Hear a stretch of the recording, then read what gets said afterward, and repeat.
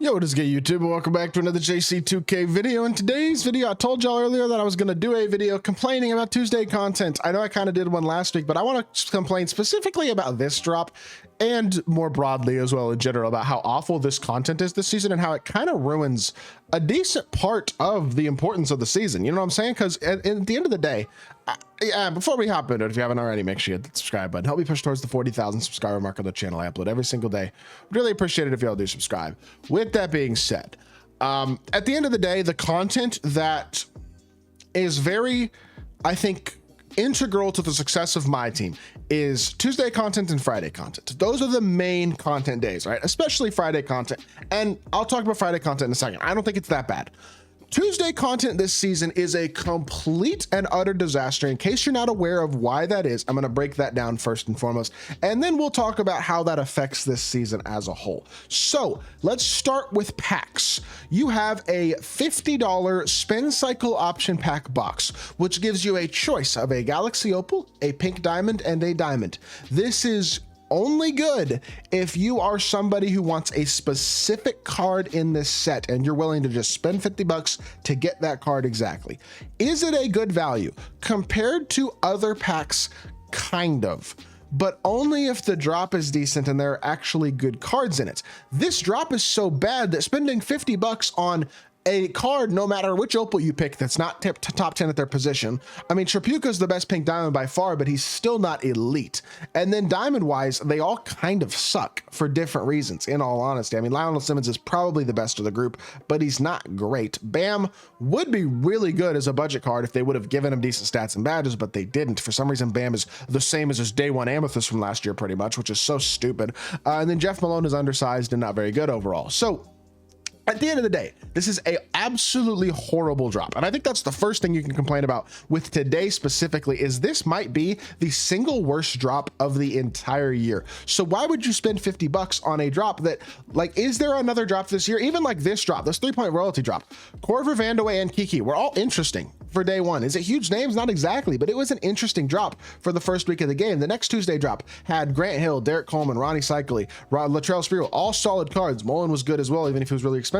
The next Tuesday drop had, I mean, this drop wasn't amazing, but Isaiah Thomas was okay-ish, I guess. Desmond Mason was okay-ish. Lillard was good. Kuzma was very solid as a popper for early in the game. The next Tuesday drop had Victor Oladipo, who was a beast, and Jay Rich, who was super solid. The Tuesday drop after that had Willis Reed, Jack Marin, Sidney Wicks was decent. Westfall even was decent for some people. Like, overall, every single drop we've had all year has had somebody in it that was interesting as a budget card or as a top 10 card at their position or something. I mean, Miles Turner was, I think, a top 5 center when he came out. OG Anunoby was super solid. Reeves wasn't bad. Like, every single Tuesday drop of the year has had something enticing about it to a certain extent. Even last week, which wasn't awesome, has Connie Hawkins, who's a really, really good pink diamond. A couple of interesting opals in Grant Hill, J Kidd, and Morning. Like, maybe none of them are absolutely incredible top tier cards, but they're not super far off it.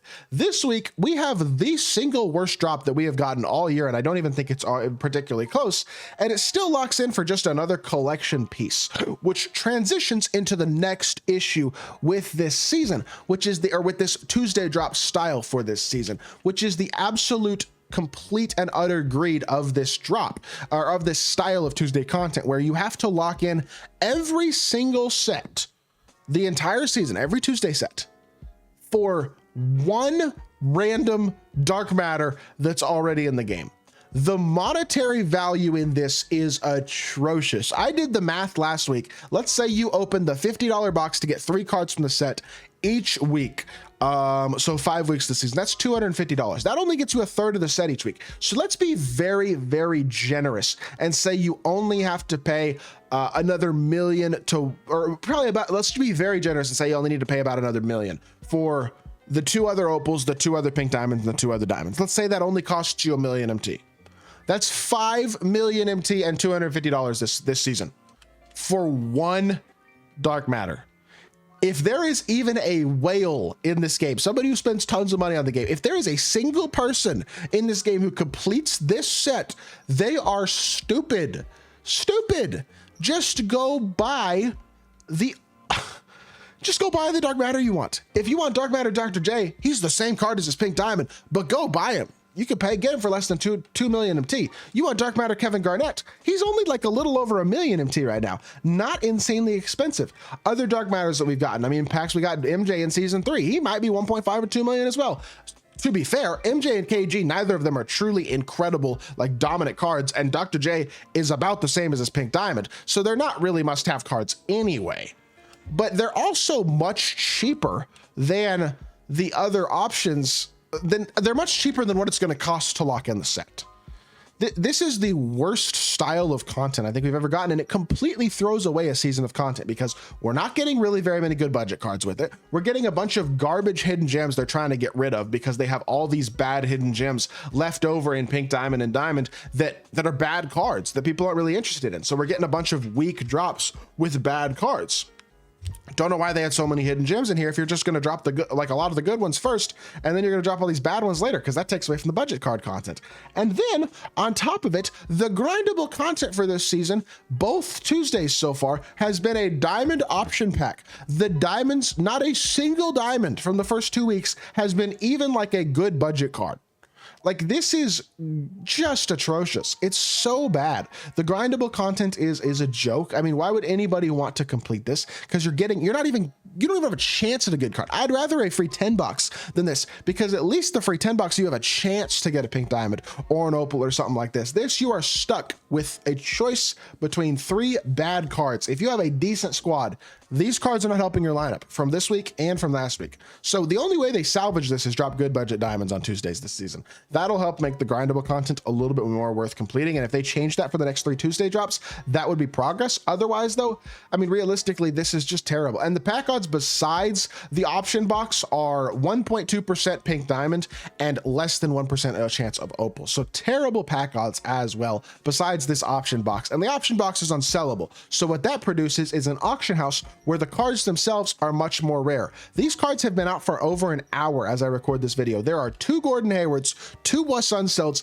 and I'm sorry, 4 Kyrie Irvings. Wow, 8 total Opals in less than an hour. 1 Pink Diamond Kelly Tripucka, 3 Pink Diamond Billy Cunninghams, and 1, 2, 3, 4, 5, 6 Al Horfords. 10 Pink Diamonds and 8 Opals in over an hour. The auction house is almost devoid of these cards because of the way they set this up. There are so many negatives about Tuesday content this season, and that has an effect on other content because it means Friday content has to be better than normal. But I think 2K, at the end of the day, the All-Star break is coming up, and by All-Star, they're kind of just, I think, mailing it in until All-Star, because All-Star, we're going to get crazy content. We're going to get like a bunch of Dark Matters and Opals and stuff like that of like the biggest names in the game. If they do it anything like they did last year. Now, hopefully they don't figure out a way to make it gambling only like they did last year, because if they do that, the game's officially entirely dead. But at least they have had some decent free content this season. They did a locker code for MLK Day. Now, locker codes are not going to be consistent, but at least they did that.